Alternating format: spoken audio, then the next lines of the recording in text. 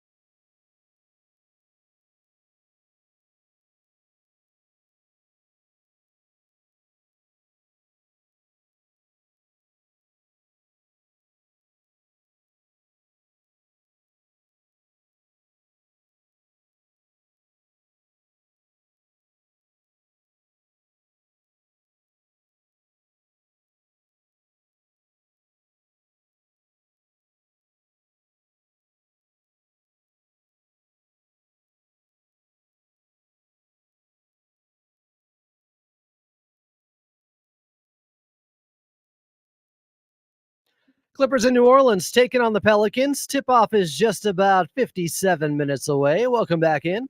I'm Adam Osland. This is the official pregame show of your Los Angeles Clippers. It's Clippers Countdown. Coming up, you're going to hear from assistant coach B. Shaw. But first, from the Smoothie King Center is the Smoothie King himself. It is Carlo Jimenez joining us here on Clippers Countdown. Carlo, my friend, how we doing? Adam, I'm doing so good. I would be doing better if we had a non-dairy Smoothie King option here at Smoothie King Arena, but I'm still doing good. I do love me a good smoothie. You cannot go wrong with a good smoothie. And it's a beautiful day here in New Orleans too, by the way. So no complaints. Feels like I'm back in Los Angeles, plus a little humidity. Okay, yeah, not sweating it here in the bank right now. The weather's nice. The Clippers are coming off another victory. They won by 10 Friday night over the Golden State Warriors at Intuit Dome, 102-92. Things got a little bit sketchy, a little bit hairy late in the fourth quarter, but as Coach Lou mentioned, they held their composure and made enough plays down the stretch to pull through, Carlo. At the end of the day, Adam, you just got to secure the win. That's what counts. There's no style points. This isn't the college football playoff, which will be played here tomorrow, I believe. We got a bowl game going on. No, 2 days from now. 2 days from now. Sorry.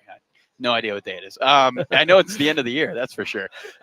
The Clippers just come away with that victory, Adam. What was impressive, I think, at the end of that game is they really leaned on their prior experience of being in clutch games late, found Norman Powell, found Ivica Zubac. When things went a little to the left, they went to old reliable, and those two plus James Harden continue to deliver for this team in the clutch. They're top 3 in clutch points this season for the Clippers. So to get them involved late, that was the key down the stretch. And it was good to see the Clippers be able to bend a little bit, but not break all the way against Golden State. Big Zoo with another double-double out there. He started things off with some force at the basket, gained them their first 2 points, dunking on Trace Jackson Davis. But Ivica Zubac has been on a nice stretch through the last few games, Carlo.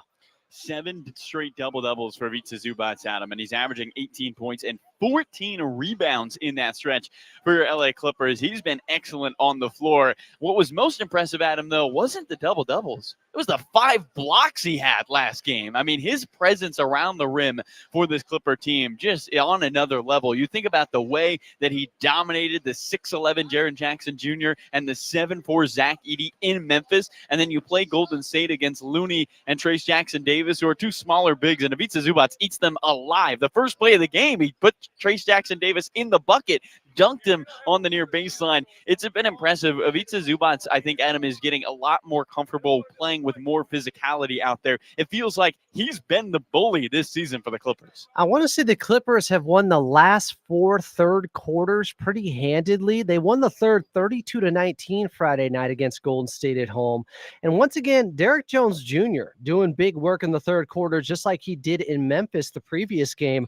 Of course, highlighted by that huge throwdown with the left hand on the putback dunk. Air up there from Derrick Jones Jr. Oh my goodness, that guy floats through the air. And you're right, Adam, that the third quarter actually is the Clippers' highest scoring quarter this season on average. They have been excellent in third quarters this year. Derrick Jones Jr., what can you say more about the way he's been able to be a steady offensive threat for this Clipper team, Adam? I mean, we are 31 games in, and he is shooting 39% from 3. The consistency has been there at a level I don't think anybody really in this Clipper organization expected. You had mentioned it when the Clippers signed him. This is a great signing if that offensive production can continue like it did in the playoffs, and it's been better than what he did in the playoffs for this Clipper team to start the year. He's so impressive with his ability on that end. It's almost outshined, Adam, his defense. I feel like we don't talk about it that much because he's been such a consistent offensive player. He's not a one-trick pony for this Clipper team. He can do multiple things on both ends of the floor. Very versatile player, and he is outperforming his contract right now, shooting over 40% from the outside, getting big throwdowns, and of course,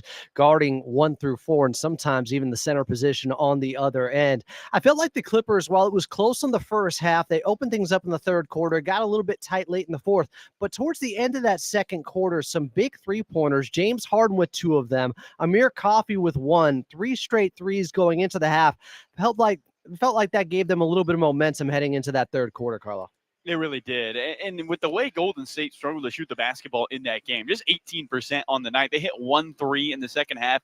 Those 3-pointers for the Clippers might have counted as 4 points in that contest because the Warriors, I mean, those were killer buckets by this Clipper team. They just had no opportunity to try to come back with any force out Draymond Green, without Steph Curry in that contest, but still felt like the Clippers' ability to hit big shots at the end of the quarters throughout that game, I mean, back to the third, the fourth, and the second, was huge for that group. You feel like this Clipper team, Adam, they look comfortable in stressful situations, right? I mean, they feel like a group that is okay in a tight game, and the statistics will tell you that. They started the year 4-5 in the clutch. They're 4-1 in their last 5 games in the clutch this season, and they've won 3 in a row. They are much more comfortable late in games than they were to start the season. Yeah, maybe drawing from all those close games and getting that experience early on this year, it's paying dividends now. Clippers came through. They won by 10 against Golden State at home on Friday night.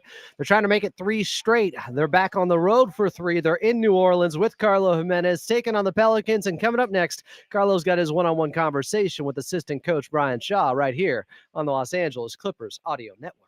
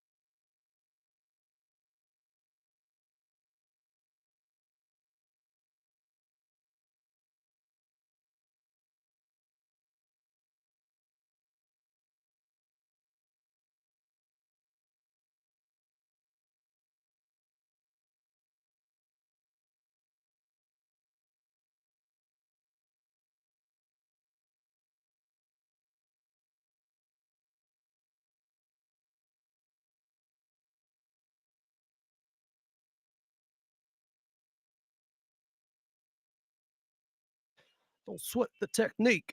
Clippers in New Orleans taking on the Pelicans. Tip-off is just about 48 minutes away. This is Clippers Countdown. I'm Adam Osland.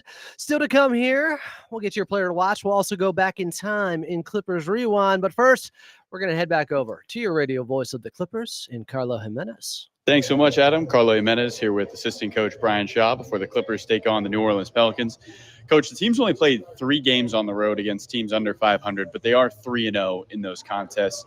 As a player, when you would be in these situations where you're facing a Pelicans team that's only got 5 wins on the year, mentally, how do you make sure you stay sharp when you're in this situation? Well, we hope that our guys display, a level of professionalism. These guys are pros. They have pride. They play hard. They're going through a rough stretch. But we can't take them lightly. The human response is to kind of take a breath and be like, look at their record and go, oh, this is an easy game for us. None of the games are ever easy. But the same way we might be circling the calendar and the schedule looking at them, they could be circling the schedule and looking at us as a game at home that they can get that will validate, the hard work that they're putting in. So, the normal things that we need to do, be fundamentally sound, not turn the ball over, not give up second shots, and get back in transition and make them work for everything that they get is basically, what we've been focused on. This is a New Orleans team that has 3 guys averaging career highs in steals. They like to muck it up. How do you make sure you take care of the basketball tonight? Well, we have to do everything from a position of strength. First and foremost, if they watch the Golden State game the other night, they're going to be drooling and coming out, pressuring everybody because we didn't do a good job of handling Golden State's pressure, particularly in the fourth quarter of our last game. But they have some rangy guys that can get out and play the passing lanes. They have some guys that can put pressure on James at the point or whoever we have, handling the ball. And we just have to, run through our passes, be sure of what we're doing. And like I said, do everything from a position of strength. Last one for you, Coach. But for the fans who don't understand what goes into preparing for 3 games in 4 days, how do you divvy that up as a staff? How do you present it to the players? Because I'm sure it's a lot of information in a short amount of time. Yeah, and then one of the other things in this new NBA, as I call it, is also trying to make sure that our guys are rested and not burnt out, overdoing things,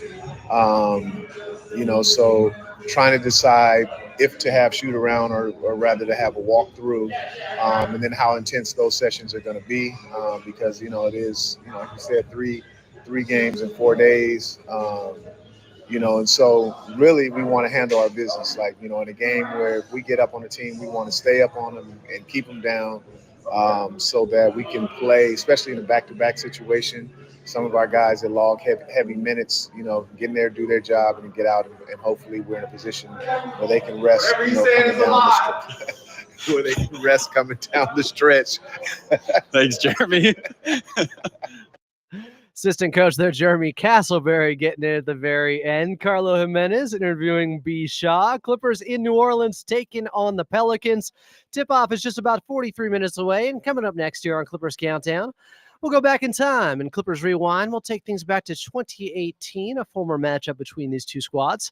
I'm Adam Osland, and you're listening to the Los Angeles Clippers Audio Network.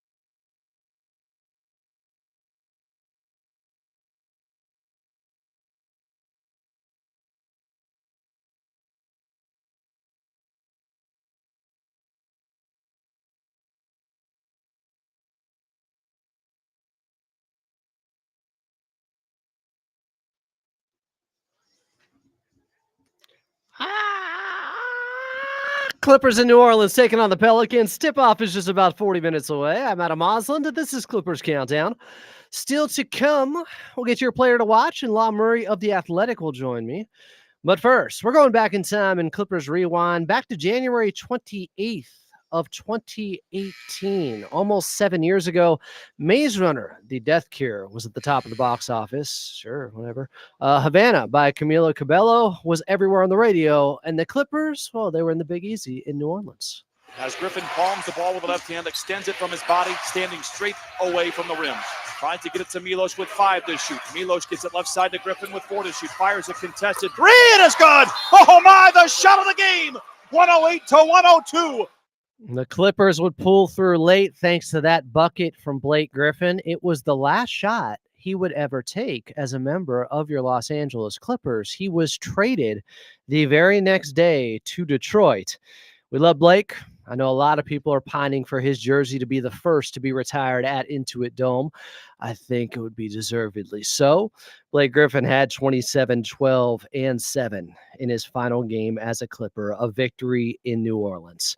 Clippers taking on the Pelicans tonight. Tip-off just about 39 minutes away. And up next, your player to watch right here on the Los Angeles Clippers Audio Network. Havana, da, da, da.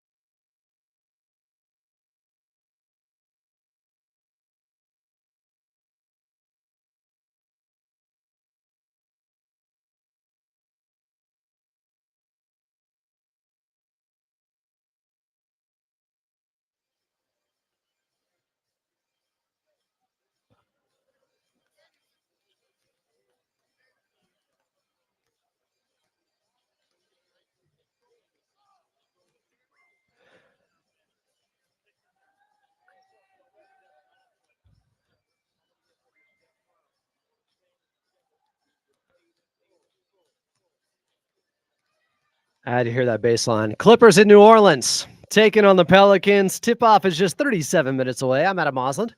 This is Clippers Countdown. Coming up, we'll have La Murray on from The Athletic and your injury report. But first... This is LA Clippers basketball. Watching this guy play right now is really something. Players to watch.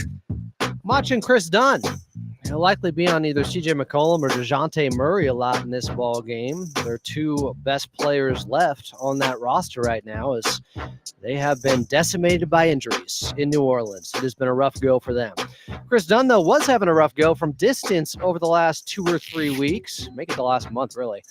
But now maybe things are going back in his favor. He's 9 for his last 24 from 3. That's 38%. You'll take that. I think he's starting to knock some down. He went 2 of 5 against the Golden State Warriors. I want to say he had one of them, a big one in the fourth quarter when Golden State made it a much closer game than it probably should have been. Can he build up some of his confidence? Chris Dunn from beyond the arc. He just needs to be around league average because the defense is so good from him. He is he's probably the best perimeter defender the Clippers have ever had.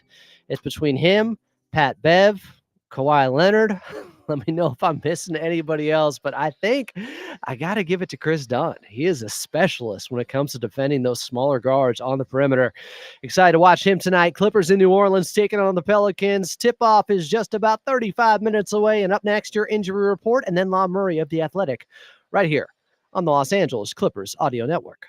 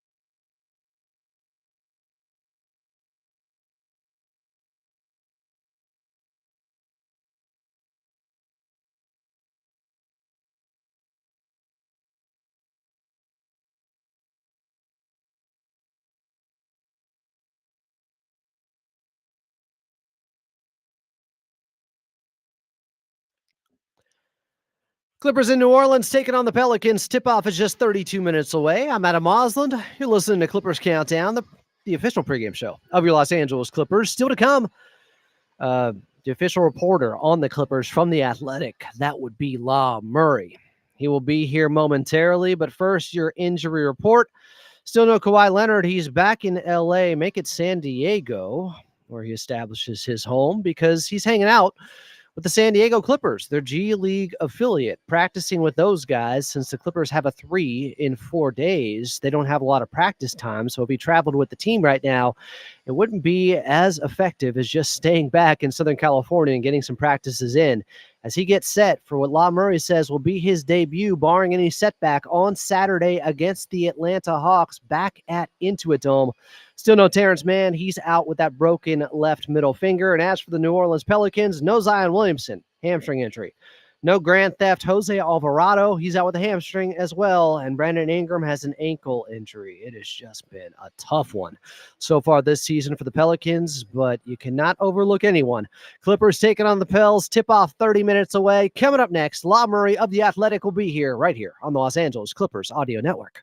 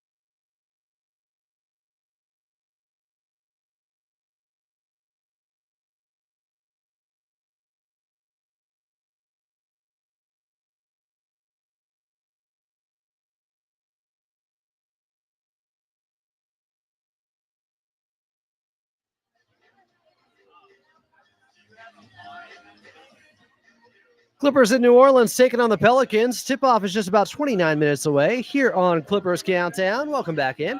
I'm Adam Oslin. Still to come, we'll get to an NBA out-of-town scoreboard and get back to your radio voice of the Clippers in Carlo Jimenez. But join the show, as he typically does pregame, gracious with his time, is the magnanimous La Murray of The Athletic. At La Murray, the NU is where you find him. We got him on the phone line.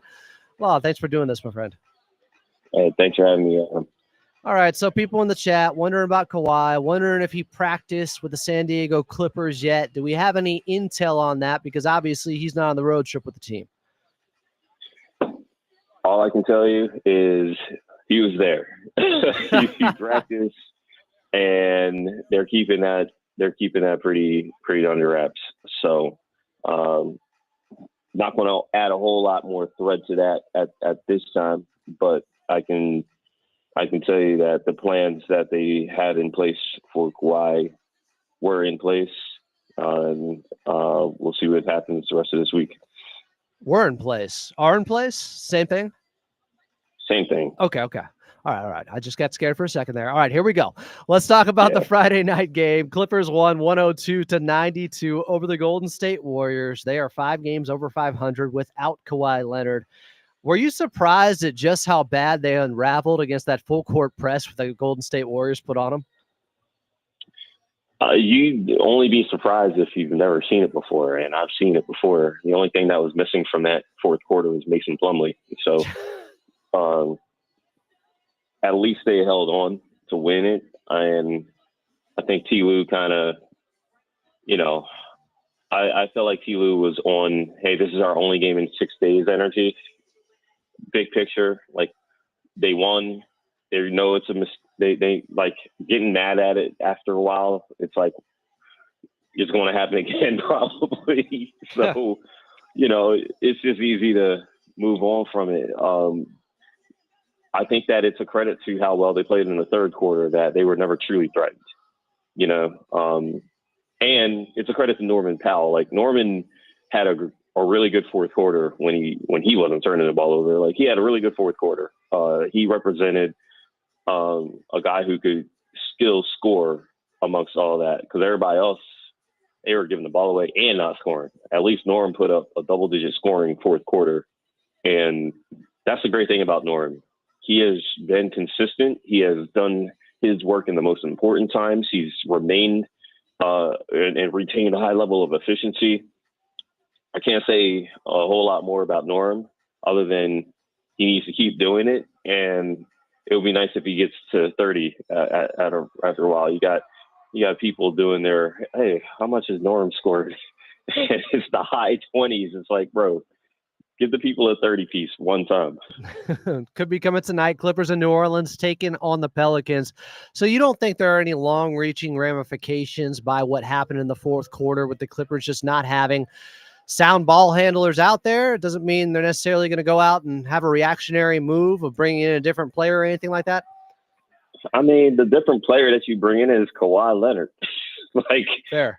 That's where it's at. Like, they've been trying to behind the scenes get that dude ready to play basketball. Like, this entire month has been disjointed hoops in a lot of ways. They've done their work. Like, you can't really overact too much, and you can't get too comfortable either. So tonight you're going up against a team that, just take the record out of it for a moment. Like, they're going to get steals. They're going to force turnovers. They're pretty good at that. They've been pretty good. You've seen these Pelicans Clippers games last year, the previous 3 years. Yeah. The Pelicans, no matter who they have on their roster, always seem to have something for the Clippers. And the Pelicans, they've been home. They had 2 days off. They're wrapping up a homestand. I don't remember how many games off the top of my head, but they've been home for a while. They haven't won. Their coaches called them soft numerous times. They've had double-digit leads that they've blown numerous times. I guarantee you it's going to get tense tonight. And Herb Jones is going to be a part of that. And the Clippers, they know they got to fly to San Antonio, Texas tonight.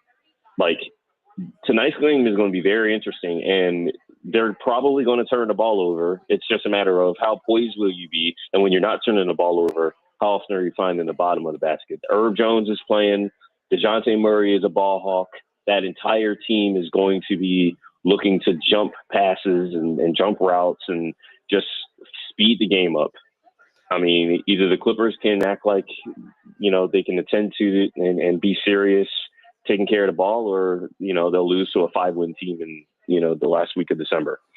Some people in the chat are a little bit uneasy about this one. Some trepidation setting in just because it's a trap. It's an Admiral Akbar-like trap. It's that they ain't trap good enough game. To be trapped. There ain't no trap games when you as shorthanded as the Clippers are. Like, that's the one thing I will give the Clippers credit for. Like, there haven't been games this year where they go in with a completely unserious approach, at least. The bigger concern is one that you brought up already, Adam, that we've talked about ad nauseum literally since the first game of the season. It's that they are not capable of taking care of the basketball, even when they have a game kind of wrapped up. Like, they just don't do it. Like, Bones Highland didn't play the other night, even though Kevin Porter Jr. was ruled out late scratch with an illness. Like, it's not going to be a positional thing. Clearly, it's not like, hey, we need another small guard. They have a small guard. They could have played him. They didn't. So it's the players that you've chosen to play need to play better. They need to be more consistent with that part of the game, but they're going to defend. They're going to get to their offense, and they're going to take good shots. That's what the Clippers do. The Clippers also turn it over. We'll see how significant those turnovers wind up being tonight. Do you think Zubats is due for another big ball game? He's been especially good the last couple, and they've actually been looking for him a little bit. Yeah, I mean, the Pelicans are not a good interior defense, and it's not for a lack of size. They don't have Zion, but Yves Missy has been a pretty decent rookie. He's a guy who probably is looking like a pretty easy pick, at least to make the all-rookie second team. But Yves is also playing on a questionable tag. Like, he's going to start tonight, but I think if you're Ivica Zubac, you welcome him to the league. The Zoo has done a lot of great work against pretty good centers who have been in the league for, more than their rookie year. So that is a matchup I think will calm the Clippers down, is getting the ball to Zoo and letting him work. And Zoo has to be good. Like, I can't emphasize this enough. They need to be good early so that they can have enough left in the tank for New Year's Eve at San Antonio. Well, I keep watching the highlight of that DJ putback with the left hand on Friday night. Just how much is he exceeding your expectations in his first year as a Clipper? Where I had to say, the contract, some of it's going to depend on if the shooting holds up from last year in the playoffs with Dallas. And it has so far, and then some. This isn't just because I wrote a story on Derek that I'm thrilled that I got to write. Derek is kind of performing up to my standards. I think he can probably be a little better in some things, to be honest with you. Like, I feel like he could be a better rebounder. I feel like he could do a better job of making plays for others, considering how often he has the ball in his hands. Like, that's not in his skill set, but he has the opportunity to do more. And at the same time, he's been really good at the things that you expect him to be good at. Like, we saw that if his shot could kind of be consistent, that he'd be a dangerous player. I mean, that's happened. He is, even though he hasn't shot it as well since coming back from the hamstring, I mean, to be close to 40% is pretty cool for a guy who had never been 35% for a full season in his career. That shooting improvement, you see it from the free throw line. He's at 88% for a guy that is a career 71% free throw shooter and shot 71% last year from the free throw line. He puts a ton of work into his game. He has had so many setbacks as far as reaching a little bit of success, only to realize that if you don't keep it going, you can still get skipped. And so he has a simple job, and that is to be the best version of himself as a 3-and-D athlete. And I mean, he just maximized it, and he just needs to keep doing that. Law, because people have been asking me about it, any idea on when Terrence Mann could be back, a timeline for that still? Yeah, I think so when Terrence got hurt, I initially had the news that the team put a 3-week timetable on it. Terrence himself, I got to see him later in that week, and he estimated that it would be closer to 4 weeks. Well, that 4-week mark is this week, and I'm not sure if Terrence traveled. I would imagine he did. I mean, even if he didn't travel, I don't expect him to play this week, but I do expect his return to be very soon in 2025. So, maybe he comes back Saturday. Maybe it's the road trip in Minnesota, Denver, but he's getting his work in. When I was in Memphis a week ago, he was getting shots up on the road, getting through a full workout and everything. That's why it would make sense for him to be on this trip, because he can continue to, be around the team, get pregame work in, be at shoot-arounds, do all of those things. So I know that he has not been in practice as far as full contact. You kind of need that, especially in his role. Like, he can't just be out there not using his hand. So when that happens, I think that'll be the last barrier. It's not like a lower body injury where you got to worry about conditioning and you got to, hope that some things aren't, swelling or anything like that. It's a break. When that heals, he'll be back on the floor. Is La Murray of The Athletic a special talent? He can branch outside of just talking Clippers, guys. His latest column is in Doug Christie's first game as coach, King's Show. It'll take more to turn around their season. If you want to learn about the turmoil going on in Northern California and Mike Brown being released, Doug Christie taking over, please read that. Of course, he broke the news on Kawhi Leonard, aiming for that January 4th return this Saturday against the Atlanta Hawks. That was all La Murray. Follow him at La Murray, the NU. La, thanks for doing this once again, pregame, my friend. Appreciate it, man. Enjoy the games. Coming up next, we'll get to an NBA out-of-town scoreboard as we get set for the Clippers in New Orleans, taking on the Pelicans. Tip-off is just about 16 minutes away. I'm Adam Osland, and you're listening to the Los Angeles Clippers Audio Network.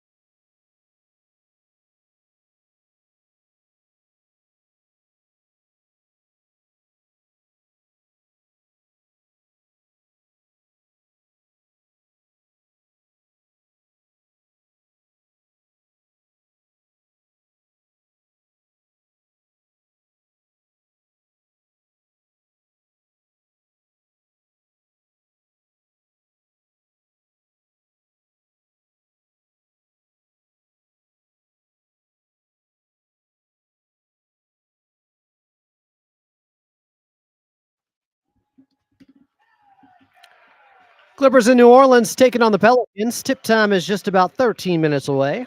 I'm Adam Osland. You're listening to Clippers Countdown, the official pregame show of your LA Clippers. And let's get to your drive around the league, brought to you by Toyota's electrified lineup, including hybrids, plug-in hybrids, all electrics, and even fuel cell electric vehicles. So you can choose exactly the type you need for your lifestyle. We make it easy. Couple of contests going on right now in the National Basketball Association in Charlotte. The 7-24 Hornets are up 32-30 on the Chicago Bulls with 7 minutes left in the second quarter. Seth Curry has 15 points already, about half their points in that ball game. In D.C., nation's capital, Wizards up 40-39 with 9 minutes left in the second quarter on top of the New York Knicks. Jonas Valanciunas, a former New Orleans Pelican, already has 14 points and Clippers killer. In that ball game, Karl Anthony Towns with 11 and 6. Again, 9 minutes left in the second quarter. Coming up later tonight, speak of the devil, we talked about the Sacramento Kings. They'll be hosting the Dallas Mavericks, second game with interim coach, who I believe will be with them for the rest of the season at least, in Doug Christie. If they get a victory over the Dallas Mavericks, that could help out the Clippers a little bit. Mavericks have been banged up. Of course, Luka, Kyrie Irving missing games recently. The Golden State Warriors in a rematch of the 2016, 2015, 2017, and 2018 NBA Finals. Well, they're hosting the Cleveland Cavaliers tonight. 16-15 are the Golden State Warriors. Cavs, best record in the league still, 27-4, thanks to Spida. Donovan Mitchell averaging 24 per game. Clippers in New Orleans taking on the Pelicans. Tip time, just about 12 minutes away. And up next, we'll get back to your radio voice of the Clippers and Carlo Jimenez right here on the Los Angeles Clippers Audio Network.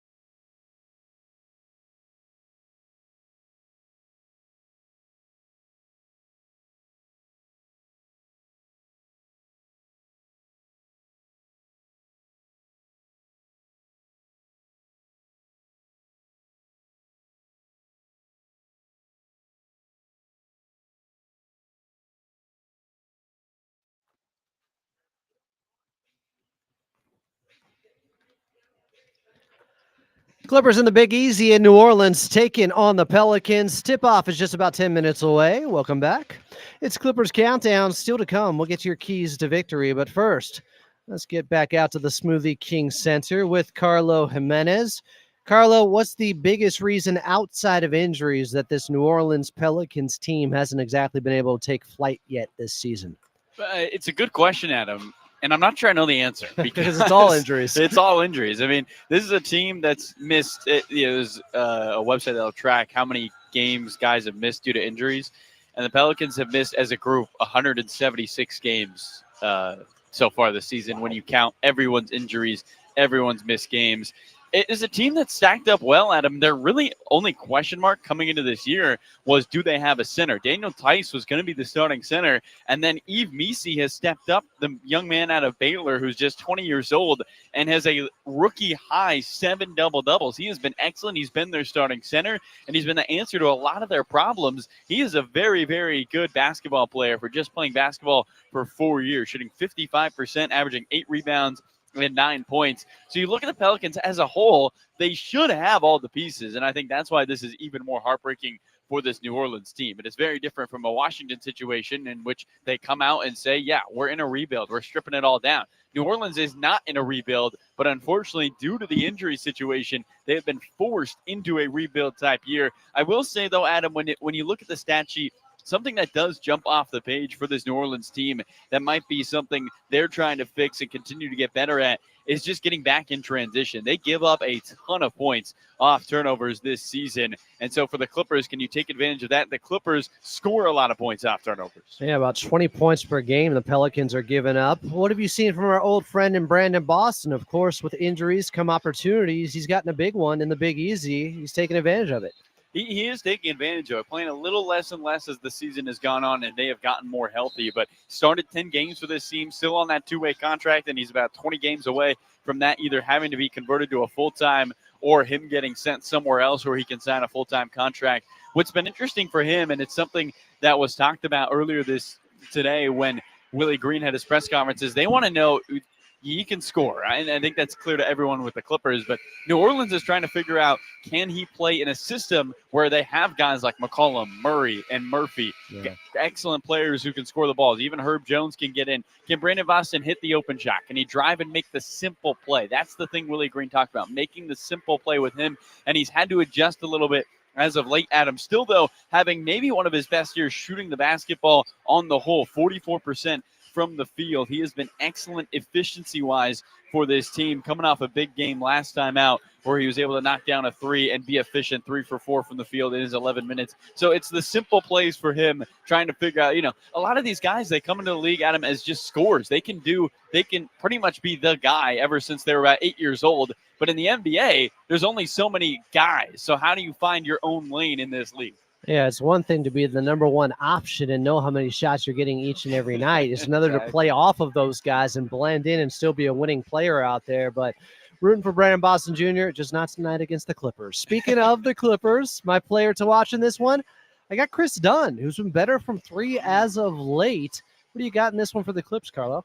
I like that, Adam. He's been excellent as of late. Also, last 5 games, Adam, averaging 4 assists. He's been moving the rock pretty well for this Clipper team. I like Chris Dunn. I think I'm going to go Ivica Zubac in this one simply because he's got the 7 straight double-doubles and he's facing fresh meat on the other end. And, Yves Misi has been an excellent player this season for New Orleans, but Ivica Zubac seems to take advantage of young guys. We saw him do it against the Golden State Warriors in the Clippers last game. He's on a heater, Adam, and I'm picking the hot hand. I'm going to Ivica Zubac. Me see Big Zoo continuing this hot streak that he's had last couple of games. Been very good for this team. One of the highlights of his young career so far was that game against the Memphis Grizzlies where he almost had that 20-20, but they took away. What, was it a board from him? Yeah, they can't take away the point, so it's got to be a board. NBA. Come on, NBA. Give the man his rebound. Redacting a board? How dare they? How dare they? I'm protesting. One more for you here. Let's talk about James Harden because I listened to Coach Lou earlier on the Draymond Green podcast. Just the way he's been able to adjust and get back to the way he was playing with the Houston Rockets at the age of 35 out of necessity this season for the Clippers. It's been so special, and I think it's been a little bit overlooked by the national media. I feel like James Harden should get some attention when it comes to MVPs, and as the Clippers continue to climb up the rankings, he might just get that. I agree with you, Adam, and I think his ability is really going to be unlocked when Kawhi Leonard is 100% in the fray with this team, when he's not coming back from injury and playing without a minutes restriction, because Harden has done so much already with this current group. There's an interesting stat I saw earlier today, but he has 45 assists this season to 3 separate teammates. Only Trae Young has that kind of distribution on the offensive end. He's getting everyone involved for this Clipper team, and I can't imagine what happens when Kawhi Leonard's back out here and he continue to try to be the motor of this offense with a superstar like Kawhi as another option for him to pass to. Harden's been excellent. And I'll tell you what, Adam, I've had a lot of fun this season listening to podcasts with Clipper guys on. It's been a good, refreshing year. A lot of good pods out there. We saw Norman Powell on the Draymond Green Show. I'm sure everyone watched Ty Lue do Stephen A. Smith. And now he's doing Draymond Green again. Good year for a Clipper podcast, Adam. Be even better if they'd come on Clippers Talk. He is Carlo Jimenez. Tip-off is just about 5 minutes away from New Orleans. Carlo's on the call. Clippers and Pels. And up next, we'll get to your keys to victory right here on the Los Angeles Clippers Audio Network.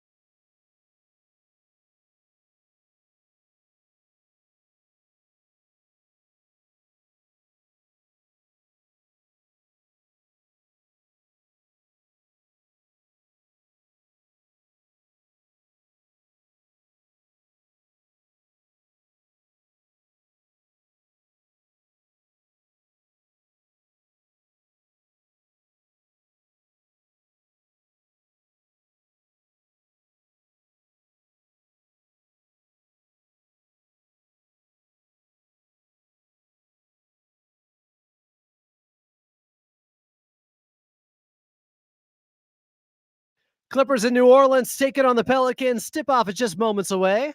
Let's get to your keys to victory. Talked about it earlier with Carlo Jimenez, but the Pelicans have the worst transition defense in the league. Opponents are getting almost 20 points per game in the fast break. Those turnovers the Clippers can create with their defense, especially their point of attack defense, can lead to some easy ones on the other end. Pelicans are also giving up 37% shooting from three to the opposition. That is poor. The Clippers can get hot from distance in this one. They could make life much easier on themselves in the Big Easy. Here we go. It's Carlo Jimenez on the call for the Clippers and Pelicans from Smoothie King Center in New Orleans. And tip-off is coming up next right here on the Los Angeles Clippers Audio Network.